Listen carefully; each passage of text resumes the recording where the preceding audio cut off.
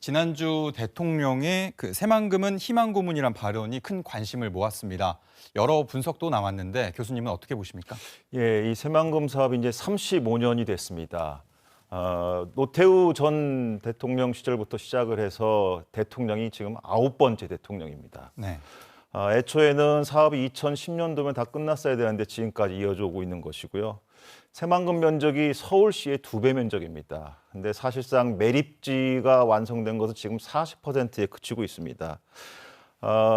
이번에 대통령의 새만금 희망 고문 발언은 어떻게 보면 그동안 35년 동안 끌어온 국가의 국책 사업에 대해서 현 정부가 잘못해왔다라는 반성의 의미도 담고 있다고 보여집니다. 예.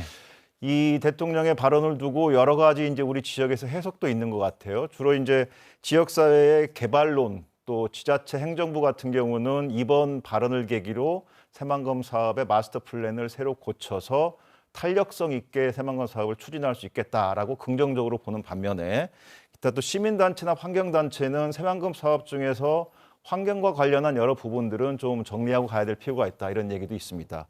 또한 이제 지역민들 같은 경우 이번에 이제 새만금개발청의 정부 보고에서 마스터 플랜, 즉 기본 계획을 바꾼다고 그랬거든요. 지금까지 4번째 바꿔왔고 이번에 바꾸게 되면 5번째입니다. 따라서 지역민들이 가지고 있는 이 실망감 또한 기대가 어그러진 데서 오는 실망감 또한 굉장히 클 것으로 생각됩니다. 예.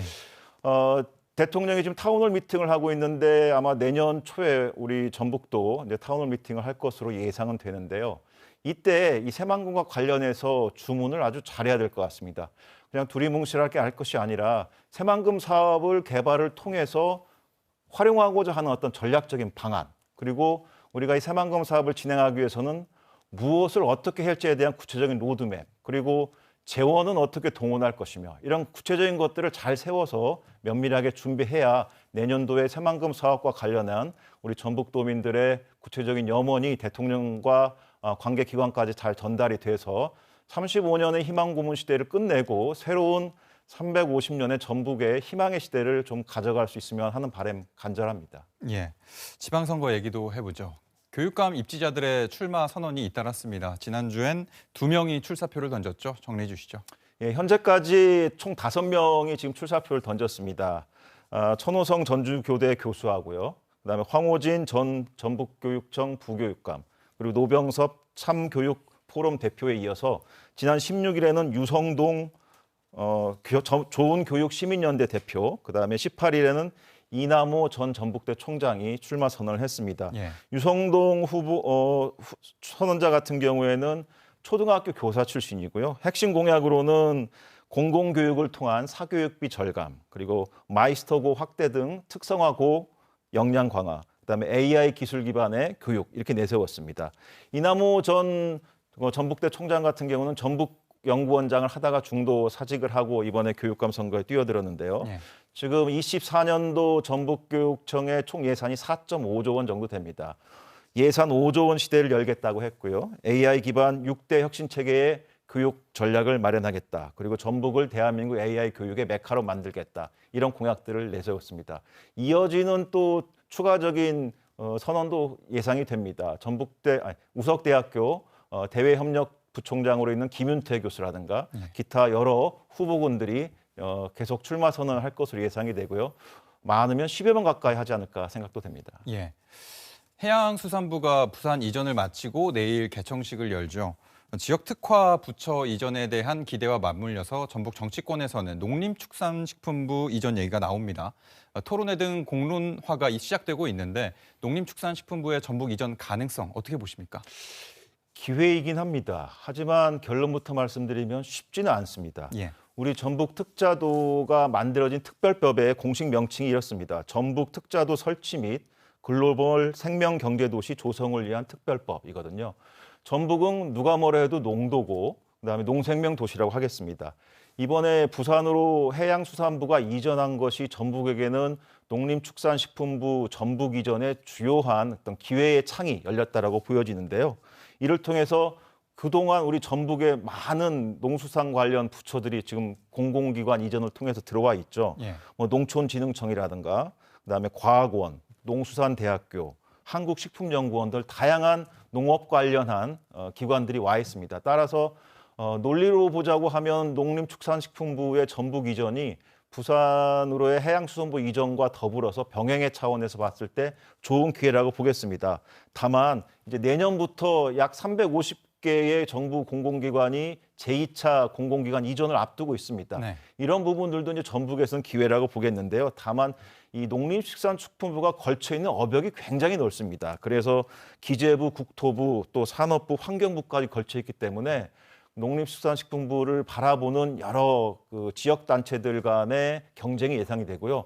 또 세종시가 행정수도지 않습니까?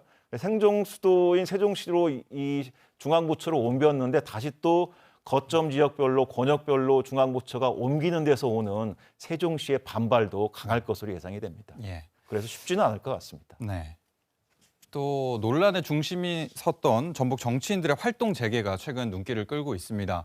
주식 차명거래 의혹으로 수사받는 이춘석 의원이 그간 침묵을 깨고 최근 지역 활동에 나섰고요. 또 과거 총선 출마를 위해 국민연금공단 이사장직을 중도 사퇴했던 김성주 전 의원이 다시 이사장으로 복귀하면서 일각에선 회전문 인사라는 비판이 일고 있습니다. 이런 모습들 어떻게 봐야 할까요? 예, 충분히 비판의 여지가 있을 것으로 보입니다. 보기 좋은 모습은 결코 아니라고 보고요. 이들이 이제 아마도 정치적인 환경의 변화 그리고 개인들이 생각하기에 자기들이 짊어져야 됐던 어떤 부담을 어느 정도 덜었다라고 자체 판단을 한 것 같은데 결국 정치인의 정치적인 활로는 본인이 결정하는 것도 뭐 나름 의미가 있겠습니다만은 결국 유권자들의 선택을 받아야 되는 거 아니겠습니까? 김성주 국민연금관리공단 이사장 같은 경우는 공단 유사 이래 두 번째 그러니까 중임을 하는 이사장은 지금 처음 케이스거든요. 예. 그리고 이춘석 의원은 아시다시피 주식 차명 거래로 인해서 이제 수사를 받는 등 이제 그 어떤 위법적인 측면에서의 이제 의구심이 있는 상황 아니었습니까?